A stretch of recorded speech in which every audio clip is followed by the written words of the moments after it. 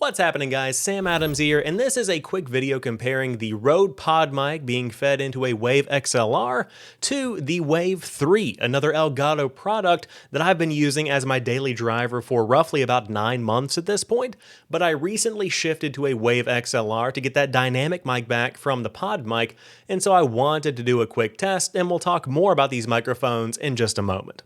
This is a test of the Podmic being fed into a Wave XLR. I have the settings on the screen right now, but as you can see, generally a very clean sound, not too much going on around it. This is what you can expect whenever you have pretty good inflection and you're just streaming, reading in for a podcast, maybe recording some voiceovers for videos, whatever you're doing, this is pretty much what you can expect. On top of that, the Wave XLR also supports 48 volts of phantom power, so you have no concerns whatsoever with the Rode Podmic.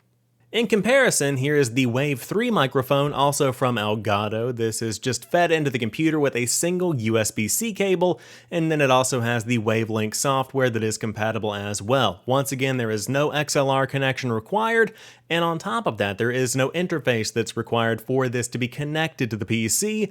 It's just a simple plug-and-play device that sounds very good, if I do say so myself. And one more time, we have the Podmic with the Elgato XLR just for the sake of comparison. And once again, we have the Wave 3 microphone just for one more comparison. So there's your quick sound test. If you were just here for the mics, have a good one, subscribe if you enjoy the content. But I did want to go a little bit more and talk about each of these mics and basically compare the Wave 3 and the Wave XLR. In short, the biggest benefit of these microphones is the Wavelink software, which effectively is a Go XLR built into a piece of software. So if you have a streaming PC, you can independently control your Google Chrome audio, Spotify, and your game, including your microphone and your in-game chat, all independently rather than just having one audio source and having to deal with that monstrosity with an OBS. Now, this can be done with Bananameter, which is a free plugin, so that's not exactly impossible to do without having to invest tons of money, but the Wavelink software certainly does make it easier.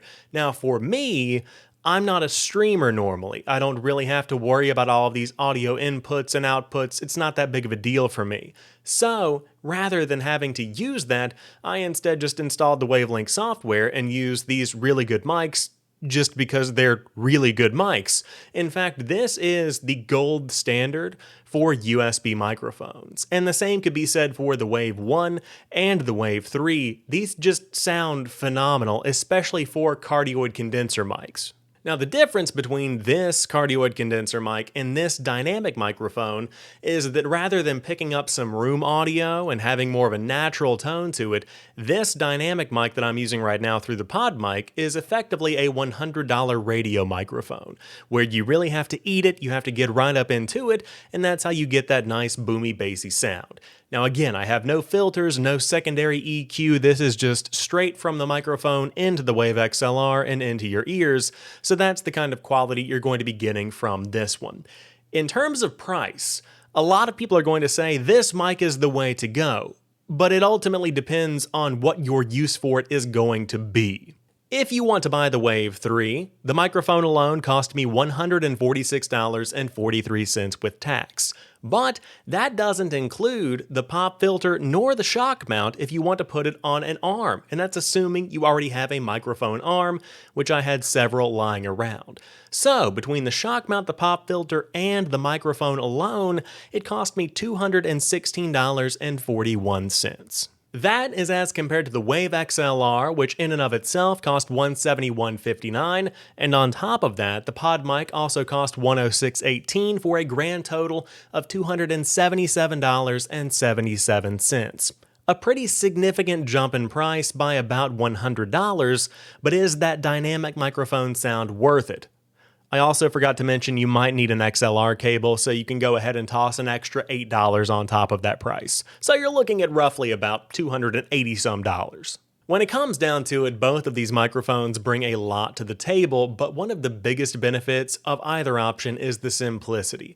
Whether you are just picking up a dynamic microphone or an XLR microphone and running an XLR directly into the Elgato interface and then directly into the PC, it's effectively a plug-and-play experience. With the Wave 3, things get even easier with a single USB-C cable. But the quality of these microphones is unmatched, especially when it comes to the Wave 3. I've used a HyperX Quadcast, I've used the Blue Yeti, I've used the Blue Spark Digital on the shelf behind me, I've used tons of mics over the years, but none come close to the Wave 3 in the world of USB mics. The Elgato XLR is also giving a lot of interfaces that I've used a run for their money.